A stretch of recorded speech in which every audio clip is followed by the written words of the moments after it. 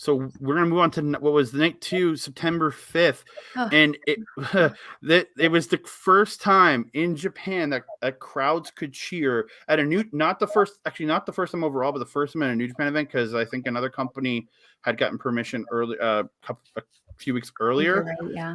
But this was the first, because this had to have social distance seating and everything, and only certain sections of the venue were actually to cheer. But you could they were saying other sections started cheering. It just happened.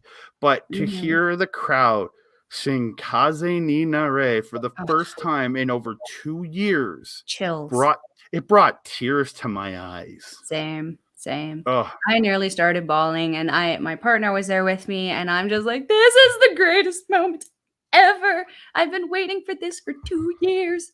So I just nearly punched Bushi off my shoulder there. Like don't get me wrong, I've heard American crowds sing Kaze ni Nare at multiple shows over the last year, but it's just not the same.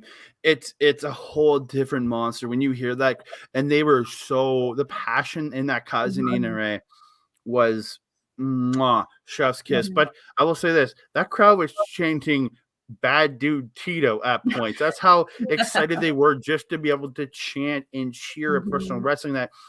But that's also, I think, a huge mark for Bad Dude Tito, that he's over enough that this crowd is willing to cheer for him.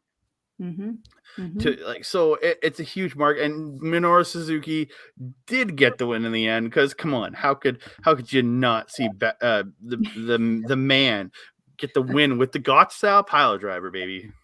You can't have the boogeyman return to New Japan without having the boogeymans.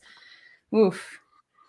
Minoru Suzuki, man, I missed. You're absolutely right. It's totally different to go from a North American crowd where we really haven't had that restriction, both in indie shows and in the larger production shows here, to watching New Japan in just silence, pretty much, minus the commentary, which you can usually hear on the auditorium camera.